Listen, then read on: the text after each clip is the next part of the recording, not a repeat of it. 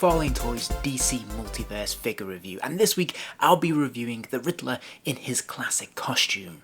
Now, the Riddler is a character that doesn't require any introduction, so let's dive straight in by looking at the packaging. Long-time viewers of my channel will know I'm not a huge fan of the DC Multiverse branding that McFarlane Toys use for their packaging, and this is no exception because it is exactly the same. I do really feel like this is due a massive shake-up. We've had this packaging now for a good few years. Is it 4 or 5 years? It feels like a very, very long time, and it's not massively offensive, it's just very bland and a little bit boring. We do have this fantastic window display, and I do like the blue and white collage in the background taken from various comic books across the years. That really helps a colourful character like the Riddler pop in the packaging, which looks great on display. But if we look at the black borders, it's just very dull and it's not particularly very exciting.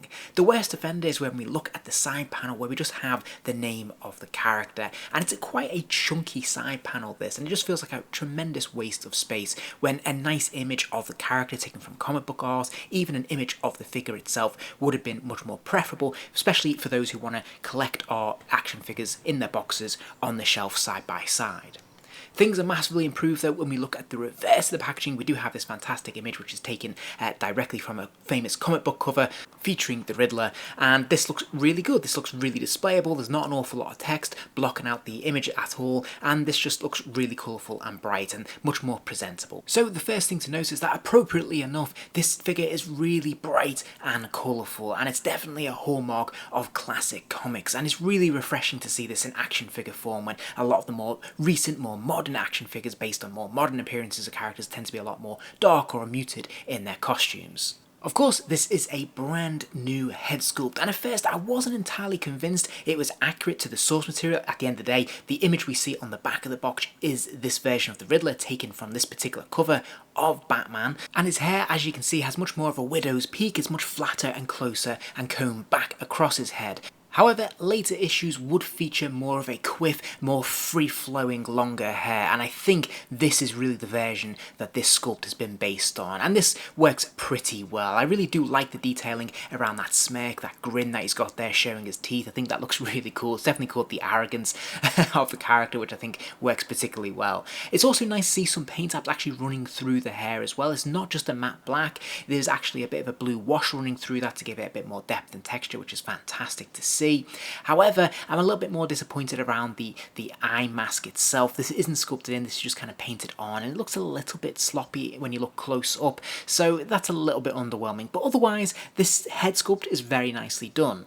Now, for the most part, I really like this body sculpt that they've used for the Riddler. At this time in the comic books, he was imagined as being a little bit more beefy, a bit more of a physical threat to Batman, and so this works really quite well. It's obviously a lot more muscular than we're used to seeing in more recent incarnations of the character.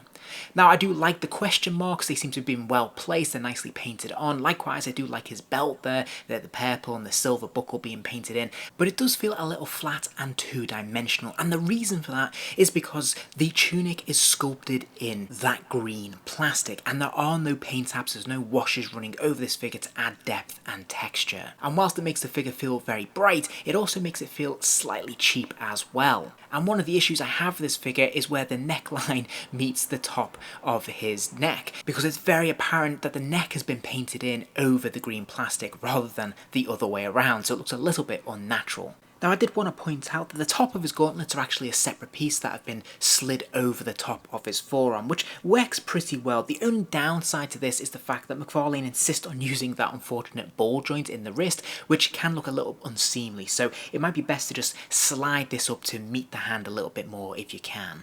Now, I will say that the articulation is very impressive on this figure. He has a ball joint to the top of his neck so he can spin his head all the way around, he can lean it left and right a pretty healthy distance, and of course he can even nod it up and down as well.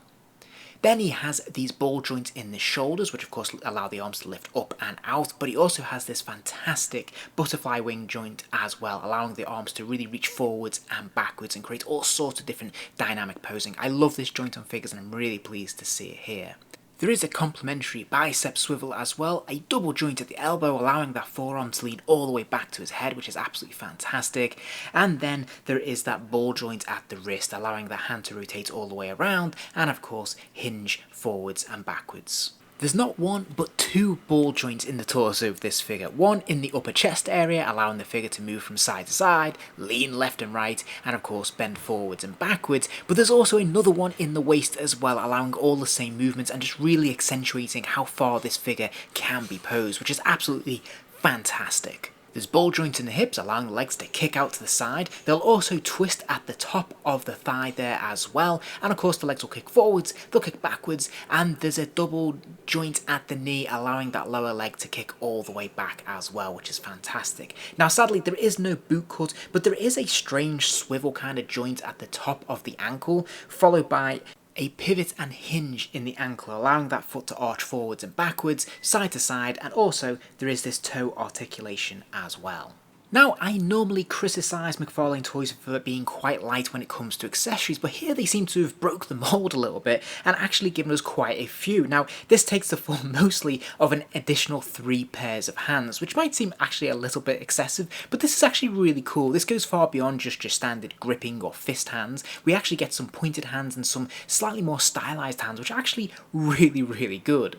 And then, of course, he also comes with his question mark cane as well.